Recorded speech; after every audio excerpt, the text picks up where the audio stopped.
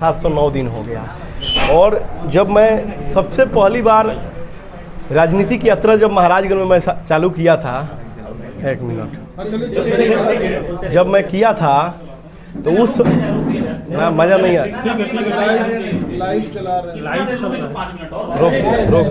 रोक दीजिए। नीतीश कुमार का विकास है। सुनिए, ये सब खुली हटवाइए, उधर से खुलवाइए।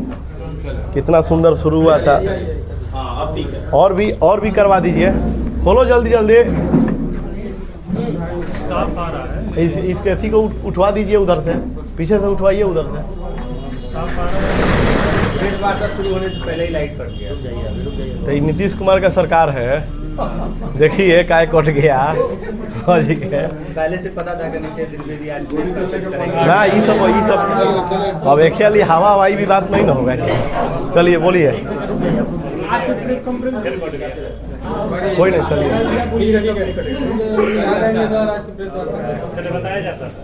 आज की प्रेस वार्ता के बारे में बताइए। देखिए, सच्चाई तो ये है कि आज महाराजगंज में मुझे राजनीतिक यात्रा करते हुए आज 1709 दिन हो गया।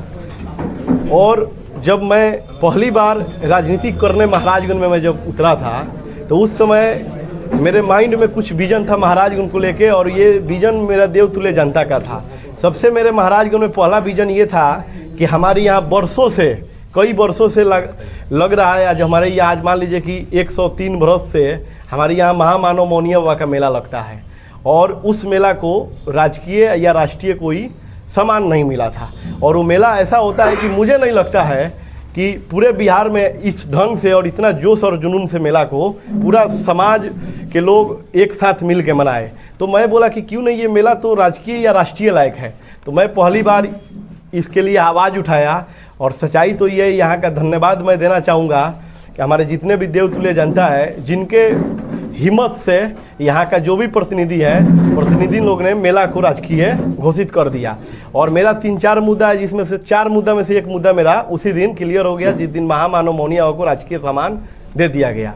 फिर उसके बाद मेरा जो मुद्दा हुआ, क्योंकि जब मैं यहीं महाराजगंज से 12वीं से मैं पढ़ाई किया हूँ, और जब मैं 12वीं के पढ़ाई करने के बाद ना चाहते हुए अपने क्षेत्र, अपने समाज, अपने घर परिवार को छोड़ के मुझे उच्च शिक्षा के लिए अन्य राज्य में जाना पड़ा। ना चाहते हुए जब मैं वहाँ गया अन्य राज्य में शिक्षा के लिए, तो भाई साहब मैं आप लोग को बताऊँ, 20 दिन तक मुझे मन नहीं लग रहा था कि मैं कहाँ आ गया हूँ सबको छोड़ के। मन लग रहा था कि मेरा कुछ उजड़ गया है। तो मुझे बहुत दुख हुआ। फिर मैं पढ़ाई लिखाई अपने हिसाब से जब मैं किया, फिर पढ़ाई लिखाई करने के बाद मैं सोचा कि आखिर में हमारे यहाँ 3 जिला में 80 लाख से ज़्यादा आबादी है, लेकिन एक वो सिर्फ मात्र यूनिवर्सिटी है।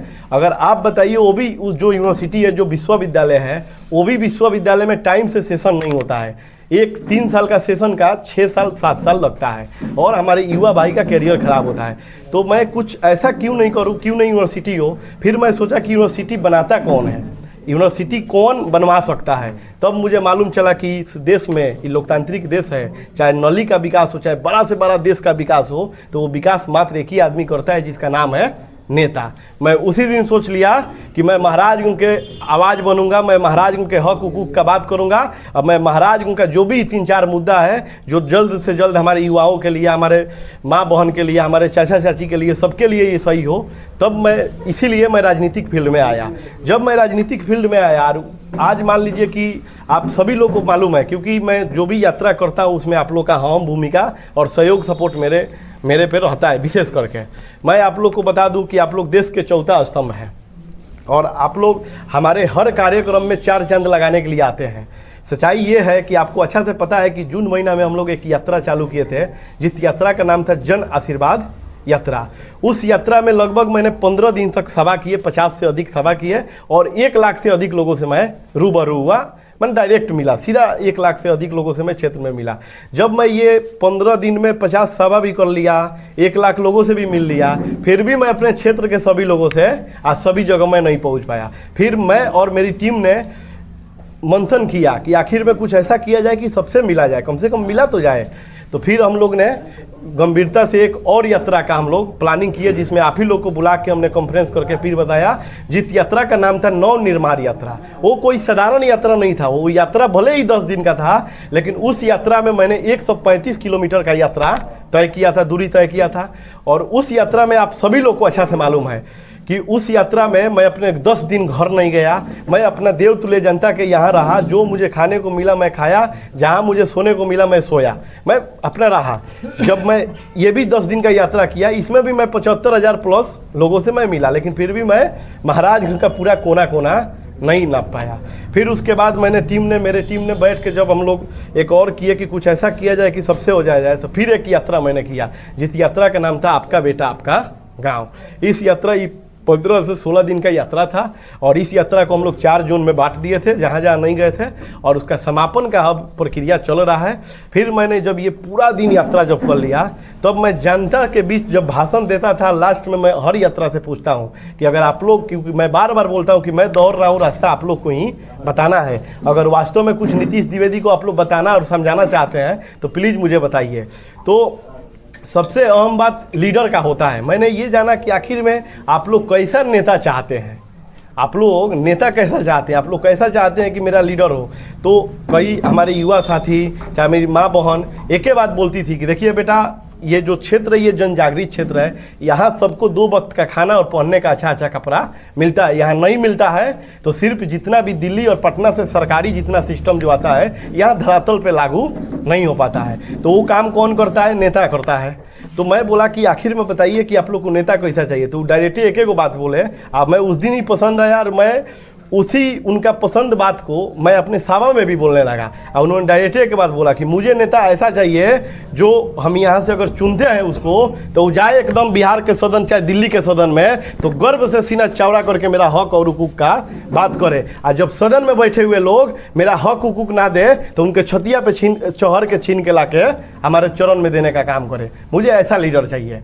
मैं बोला अरे वाह बहुत सुंदर, क्योंकि अपने भोजपुरी में कहावत है, बात एगो बात का कई गो बात होता है। अब कोई कहता है कान नटी पे चढ़े हैं, तो वास्तव में थोड़ी वो नटी पे चढ़े हैं। भाषा हमारा बलू कैसा है, लेकिन उनका कहने का मतलब है कि जाके मैंने ज़बरदस्ती उनको ही करके कि नहीं मुझे ये हक चाहिए तो चाहिए, और जाके ज़बरदस्ती उनको छीन के लेके लाके सामने दे। माने उनका वर्ड बलूक अलग है, लेकिन उनका भावना का कदर करिए, शब्द पे यहाँ ध्यान नहीं देना है। फिर उसके बाद मैंने ये इसको भी एक मुद्दा बना लिया। फिर उसके बाद एक मुद्दा हुआ जो कि आप सभी लोग को मालूम है कि अगर जो जिला देने का जो नीति और नियम होता है, उससे हमारा महाराजगंज कई ज़्यादा परिपूर्ण है। अब आप बताइए कि अपने ही यहाँ जहाँ 70% आबादी है, शेखपुरा चले जाइए, सीवर चले जाइए, मधेपुरा चले जाइए, अपने ही बिहार में है। अपना महाराजगंज से भी छोटा छोटा जगह 30% छोटा है, ये नहीं कि 1-2%, 30% छोटा है। लेकिन अपने इसी बिहार में उस सब जिला को उस सब शहर को जिला का उपाधि मिल गया, लेकिन आज तक अपने महाराजगंज को जिला का उपाधि नहीं मिला। तो मैं आप लोग को बताता हूँ और मैं कई बार बोलता हूँ, और आप लोग के भी माध्यम से मैं अपने जनता को बोलना चाहता हूँ कि जब यहाँ का नेता, इस बिहार का मुखिया आदरणीय तेजस्वी प्रसाद यादव होंगे, जब डिप्टी सीएम सन ऑफ मला मुकेश सहनी जी होंगे और नीतीश द्विवेदी को आप लोग मौका दीजिएगा, तो मैं आप लोग से वादा करता हूँ कि मात्र 1 साल के अंदर महाराजगंज को मैं जिला बना के दिखाऊंगा। फिर मेरा कुछ उद्देश्य हुआ, फिर स्वास्थ्य को लेके हुआ। आज बताइए कि अपने यहाँ चमचमाहट पूरा एकदम सुंदर सा बिल्डिंग बनाया हुआ, एसी कमरा बनाया हुआ, 75 बेड का महाराजगंज में अस्पताल है, लेकिन एक भी सर्जन यहाँ दिखाई नहीं देते हैं। आज अगर हमारे किसी देवतुल्य जनता को कुछ बहुत बिजोड़ चोट लग जाए, चाहे उनको दिल का दौरा हो जाए, चाहे कैंसर जैसा पीड़ित मैंने गंभीर बीमारी से वो पीड़ित हो जाए, चाहे उनका एक्सीडेंट हो जाए, चाहे अपराधियों के द्वारा उनको गोली मार दिया जाए, तो उसका इलाज महाराजगंज में नहीं है। सिवान और पटना जाते जाते बीचे में दम तोड़ देता है लोग। ये घटना अधिकतर यहाँ पे देखने को मिलता है। मैं आज जब ये स्वास्थ्य को लेकर मैं सोचा, तो मैं बार बार अभी मैं जितना भी यात्रा किया उस सब यात्रा में आप लोग पता कीजिएगा, मैं अपने जनता से एक ही बात बोलता हूँ कि जब हमारे आदरणीय नेता तेजस्वी प्रसाद यादव जी जब मुख्यमंत्री बनेंगे, आदरणीय हमारे नेता सन ऑफ मला मुकेश सहनी जी जब डिप्टी सीएम बनेंगे, और ये बेटा के रुआ लोग हिम्मत देम और शक्ति देम और यहाँ का सेवा करे के मौका देम, तो मात्र 10 दिन के अंदर हम 10-10 सर्जन ला के महाराजगंज हॉस्पिटल में दिखाने का काम करेंगे। ये भी मुद्दा मेरा है, ये भी मुद्दा के तहत मैं 4 दिन लिख लूँगा। मेरा देखिए 3 मुद्दा ऐसा है जिसको लेके मैं 4-3-12 दिन का ये मेरा सभा होगा। पहले मैं शिक्षा पे बात करूँगा, इसलिए क्योंकि मैं शिक्षा से ही राजनीतिक में आया। अगर हमको उच्च शिक्षा का यहाँ व्यवस्था हो गया होता तो मुझे लगता है कि मैं कोई अन्य कार्य करता होगा, राजनीतिक नहीं करता। लेकिन यही हुआ कि मैं उसी दिन सोच लिया कि मैं कुछ भी करना पड़े, चाहे मुझे किसी से लड़ना पड़े या चाहे कुछ भी करना पड़े, लेकिन मैं महाराजगंज में नेता बनूंगा।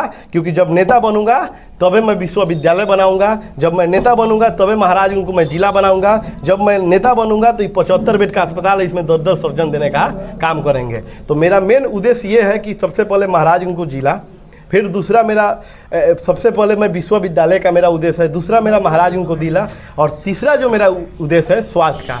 ये मैं 12 दिन में ये जो यात्रा है इसको मैं समाप्त करूंगा आप लोग के बीच में, क्योंकि मुझे अच्छा से मालूम है कि आप सभी लोग, आप लोग सिवाने, छपरा, महाराजगंज, दरौंदा और भगवानपुर के रहने वाले हैं, या बसंतपुर के रहने वाले हैं, या मलमलिया के रहने वाले। इससे ज़्यादा दूर को मुझे नहीं लगता है कि आप लोग आए। आप सच बताइए कि हम सभी लोगों का भाई बहन और हमारे महाराजगंज के देवतुल्य के जनता के बेटा बेटी जब उत्तर प्रदेश में जाता है तो कितना पैसा लगता है, और वो आप साल का डाटा निकाल लीजिए आप लोग, आप देखिए कि कितना लड़का का एक्सीडेंट हो जाता है। उसमें क्या दोष है? वो विश्वविद्यालय पढ़ने जा रहा था इसलिए उसका एक्सीडेंट हो गया।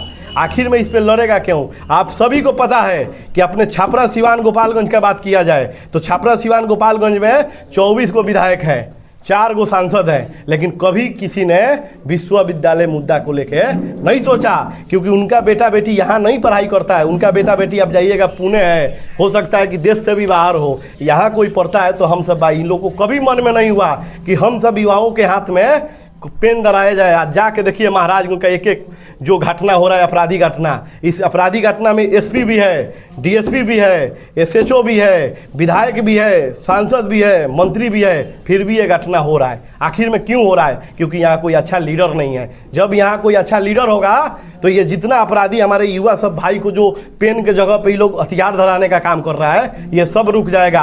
अब मैं अपने महाराजगंज के जनता से मैं यही हाथ जोड़ से अपील करता हूँ कि आप लोग टेंशन मत लीजिए, क्योंकि कहने वाला आदमी बोला है कि भगवान डरते हैं भक्ति से और सरकार डरती है शक्ति से, और नीतीश द्विवेदी का शक्ति है आप लोग। जब आप लोग का साथ होगा तो मैं आप लोग से वादा दिलाता हूँ कि ये मैं जितना भी भाई पेन के जगह पे कुछ और पकड़े हैं हाथ में, ये नहीं पकड़ेंगे। मैं आप लोग देखिए, हमारे देश के चौथा स्तंभ है। आप लोग को आज तक ले मालूम है कि अपना सिवान के जो भी राजनीति की ये सारी चीज़ देखते जा रहे हैं, यहाँ पे उस चीज़ का बात किया जाएगा। मैं उस सब चीज़ से बहुत ऊपर उठ कर रहा, मैं इंसानियत का बात करता हूँ। मैं सिर्फ ये चाहता हूँ कि हमारा महाराजगंज खुशहाल महाराजगंज बने। हमारा सालन कमिश्री डॉक्टर राजेंद्र बाबू जयप्रकाश नारायण जी का जो पहचान है, इसको धरातल तक एकदम चलते रहे, ताकि इतिहास में बच्चों को पढ़ाया जाए कि हमारे जयप्रकाश नारायण जी भी ऐसा थे, हमारे डॉक्टर राजेंद्र बाबू जी ऐसा थे। आज पढ़ाया जाए कि हमारे आदरणीय लालू प्रसाद यादव जी ऐसा थे, आज हमारे डॉक्टर मोहम्मद शहाबुद्दीन साहब ऐसा थे। ये लोग लड़ने के लिए जानते हैं, ये लोग विधायक मंत्री सांसद नहीं था,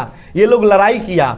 आज देख लीजिए कि अगर गोपालगंज के शान ने अगर लड़ना जब चाहा तो गोपालगंज के शान को क्या बोला गया कि ये गरीबों का, दलितों का मसीहा है, उनको सामाजिक न्यायालय के प्रतीक जनता बोलती है। आज मोहम्मद डॉक्टर शहाबुद्दीन साहब लड़ना चाहे तो उनको बोला जाता है, मैं बोलता हूँ कि आत्मबल के, उनके जैसा मुझे आत्मबल चाहिए, क्योंकि वो अपने जनता के लिए आँख में आँख अधिकारी से बतियाना है, चाहे उसके लिए कुछ भी पार करना पड़ता था वो पार कर देते थे। आज आपको भी पता है कि अगर कोई लोकनायक जयप्रकाश नारायण का है तो वो भी अपना सारंग के धरती के थे। आज अगर कोई देश रत्न डॉक्टर राजेंद्र बाबू तो वो भी अपने सारंग के धरती के। ऐसा ऐसा महान हस्ती का नाम हम लोग मिटाते जा रहे हैं। इस पे हम लोग गंभीर मुद्दा से काम करना है, और मेरा मानना यही है कि ये जो मेरा यात्रा चालू हो रहा है, ये यात्रा कल से मेरा चालू होगा। और इस यात्रा में मैं आप लोग को बता दूं कुछ महत्वपूर्ण बात। इस यात्रा में सबसे पहला बात ये रहेगा कि मैं करीब 50,000 लोगों से सिग्नेचर करवाऊंगा ये मांग को लेके। 50,000 हर मुद्दा पे, चाहे विश्वविद्यालय का मुद्दा हो, चाहे महाराजगंज जिला बनाने का मुद्दा हो, चाहे महाराजगंज में स्वास्थ्य के संबंधी मुद्दा हो, ये सब पर मैं 50,000 मैं लोगों से साइन करवाऊंगा। और ये साइन करवाने के बाद मैं जाके राज्यपाल से टाइम लेकर और मैं उनको मिल के उनको सौंपूंगा कि अगर हमारा महाराजगंज अगर ये तीनों चीज़ में अगर कमी है तो आप इसको बोलिए, और अगर है तो इसको क्यों नहीं बन रहा है इसके बारे में आप मुझे बताइए। एक और बात आप लोग को बता दूं, महत्वपूर्ण बात, क्योंकि देखिए कहना तो नहीं चाहिए, सच्चाई ये है कि यहाँ के जो भी प्रतिनिधि है वो कुछ करना नहीं चाहते हैं। अगर वो कुछ करना चाहते ना तो वो जितना भी उल जुलूल इधर उधर का बात है, वो सब कुछ बात छोड़ के मुद्दा पे आते हैं कि आखिर में यहाँ जो क्या नहीं हुआ एक लीडर कर सकता है। आपको अच्छा से मालूम है कि हमारे जो पार्टी है विकासशील इंसान पार्टी, इस पार्टी के मुखिया है आदरणीय सन ऑफ मलाम मुकेश सहनी जी। वो कंटिन्यू संघर्ष करके मैं उनसे प्रभावित होकर ही उनके पार्टी में ज्वाइन किया कि सोचिए कि वो इंसान का मानसिक कितना अच्छा है कि वो अगर पार्टी भी बनाया तो उसका नाम रखा विकासशील इंसान पार्टी। वो यही सोचा कि मैं इंसान को विकासशील करूंगा, और आज वही सोच का समझिए कि आज वही है कि आज इतना ऊपर वो चले गए हैं, अपना रास्ता वहाँ तक ले बना लिए हैं। आज हमारे आदरणीय नेता सन ऑफ मलाम मुकेश सहनी जी, जब मैं नया पार्टी ज्वाइन किया, आज जब मैं उनके साथ 2-4 सभा अटेंड किया अन्य डिस्ट्रिक्ट में, तो जितने भी दबे कुचले अति पिछड़ा लोग जहाँ रहते थे वहाँ मात्र एक ही बात हम एगो देते थे कि आप लोग एक रोटी कम खाइए लेकिन अपने बच्चे को जरूर पढ़ाइए, क्योंकि कहने वाला आदमी बोला है कि शिक्षा वो शेरनी का दूध है, जो जितना पिएगा उतना धारेगा। और मेरा मानना है, और लास्ट में मैं यही कहूँगा कि जो हमारे महाराजगंज के लिए कुछ करना नहीं चाहते हैं, जो अपने महाराजगंज को बिगाड़ना चाहते हैं, तो उनके लिए मैं यही कहूँगा कि कोई मौसम हो सुख दुख में गुजारा कौन करता है, कोई मौसम हो सुख दुख में गुजारा कौन करता है, परिंदों के तरह सब कुछ गंवारा कौन करता है। महाराजगंज का राख को तो मैं बाद में देखेंगे ये नीतीश द्विवेदी, पहले मुझे ये देखना है कि महाराजगंज को फूंक देने का इशारा कौन करता है। चलिए एक सवाल होगा नीतीश जी, ये तमाम बातें अपनी जगह पर हैं, इनका महत्व अपनी जगह पर है, लेकिन महाराजगंज में आप ही के गठबंधन के नेता हैं, वो उनके बारे में कहा जा रहा है कि उनको टिकट मिलेगा। ये तमाम चीज़ें तो आप तभी कर पाएंगे जब आपको टिकट मिलेगा। अभी तो मछली पानी में है, आपको टिकट मिल भी सकता है, नहीं भी मिल सकता है। देखिए सच्चाई आपको एक बात मालूम होगा कि इस समाज और इस दुनिया में मात्र 2 ही मालिक होते हैं। एक ऊपर वाला जो मालिक होते हैं, जो आपको 70 साल 80 साल 90 साल 100 साल या 120 साल आपको लीज पे जीने के लिए भेजते हैं ये कर्म भूमि पे, कि जाओ इस कर्म भूमि पे कर्म करके तुम फिर वापस आओ। यहाँ रुकना किसी को नहीं है, हिटलर नहीं रुका, दूसरा कौन रुकेगा, रुकना नहीं है। और एक मालिक होता है हमारा देव तुल्य जनता, जो अगर आपको चाह दे तो आपको आशीर्वाद देके 5 साल के लिए सदन में बेचती है, वो भी कर्मे करने के लिए बेचती है, ना कि शासन करने के लिए, सेवा करने के लिए। और वो लीज पर आपको 5 साल के लिए देती है कि आप जाइए, आप हमारा जाके सेवा करिए। अब मैं बार बार कहता हूँ कि मेरा मालिक मात्र 2 है। रही बात तो मैं अपने नेताजी के बारे में आप बता दूंगा, चाहे जितने भी हमारे महागठबंधन परिवार के जो शीर्ष नेतृत्व करता है, तो आप भी सुने होंगे भाई साहब कि आदरणीय तेजस्वी प्रसाद यादव जी आज महागठबंधन के अध्यक्ष हैं। उन्होंने एक बात साफ और सीधा बोला था, और वो बात ये बोला था कि जिसका अपना 10-15 हज़ार जनाधार रहेगा, जो वास्तव में उस लायक होगा, उसी को मैं टिकट दूंगा, चाहे वो किसी का भी हो। मुझे ये माने उनको भेदभाव अच्छा देखना उखना वाला बात नहीं है। और जब मान लीजिए कि मेरा शीर्ष नेतृत्व जो मेरा लीडर लड़ रहा है, जब मैं अपने लीडर से मिल के आया, जब मेरा लीडर सारी चीज़ें, तो मुझे तो विश्वास भी तो करना पड़ेगा ना, आपको पेशेंस भी तो रखना पड़ेगा, धैर्य भी तो रखना पड़ेगा। रिजल्ट अभी सामने आएगा 20 तारीख तक। देखिए अन्यथा मैं उसी समय मानता हूँ, मैं बोला ना कि जब मैं पढ़ाई करता था तभी मैं चाह दिया कि मैं विश्वविद्यालय बनाऊंगा, नेता बन गया। मेरे पिताजी नेता थे, क्योंकि आज तक ले कोई सारंग जिला में कोई बोल देगा, मेरा बात सुन लीजिए, आज तक ले कोई सारंग जिला में कोई बोल देगा कि नीतीश द्विवेदी जी 1 घंटा के लिए किसी का झंडा उठाए होंगे, नहीं बोल सकता है, कभी नहीं बोल सकता है। तो अगर आपका सोच सही है तो आपका साथ भी अच्छा मिलेगा। अब मैं तो अपने जनता पर विश्वास करता हूँ, और मेरा जनता का आशीर्वाद मिल चुका है। जनता मेरा एक ही को बात कहती है जो आप कह रहे हैं, जाइए ना नेताजी टिकटवा लेके आइए, लेकिन मैं जानता हूँ कि ओरिजिनल जो लड़ाई है वो हमारा जनता का है। अब मैं तन मन धन से परिपूर्ण हूँ, मेरे अंदर जोश है, जुनून है, और आप सभी लोगों से एक बार हाथ जोड़ से रिक्वेस्ट करता चाहता हूँ कि आप लोग बस अपना साथ दीजिए। ये नीतीश द्विवेदी इतिहास योगी जी बैठे हुए हैं, सब लोग का ध्यान इन्हीं की तरफ है, हमारे दर्शकों का, यहाँ के लोगों का। देखिए सच्चाई तो जान लीजिए कि इनको मैं अवधेश जी, इनका पूरा शुभ नाम हुआ, अवधेश जी को मैं अपने दिल के गहराइयों से बहुत बहुत धन्यवाद और इनको मैं प्रणाम करता हूँ। ये रहने वाले उत्तर प्रदेश के हैं, ये कार्य करते हैं एक सरकारी कर्मचारी का, लेकिन जब इन्होंने पटना में सुना, मंत्री जी के आवास पे हम गए थे, जब इन्होंने सुना कि मैं विश्वविद्यालय का आवाज़ उठाने जा रहा हूँ, मैं विश्वविद्यालय का कॉन्फ्रेंस करने जा रहा हूँ, तो ये बोले कि ये विश्वविद्यालय का कॉन्फ्रेंस में नीतीश जी मैं भी चलूँगा, चाहे मैं उत्तर प्रदेश के हूँ। आज जबकि कल इनसे मुलाकात हुआ पार्टी कार्यालय में, कल जब हमसे इनसे मुलाकात हुआ तो ये मुझे बोले कि नीतीश जी आपको बहुत बहुत धन्यवाद, आप एक बार मेरे गाँव आइए। हम बोले क्या बात है, तो आपका रील मेरा सब लड़का गाँव का दिखता है, सब देवरिया में पूरा देखता है सब। अच्छा है, पहले इधर आइए, गुलदस्ता से हम लोग का फोटो और फिर उसके बाद सब लोग करता है। तो इनको मैं धन्यवाद कि अगर एक आदमी कुछ करना चाहता है तो मान लीजिए मुझे क्या चाहिए, आप धम दे सकते हैं, शक्ति दे सकते हैं, जो ये उन्होंने देने का कार्य किया है। और मैं इनको महाराज उनके धरती पे इनको अभिनंदन करता हूँ। और बाकी सब जो भी पूछना है हमारे योगी जी आशीर्वाद सुबह आप लोग को बोलेंगे।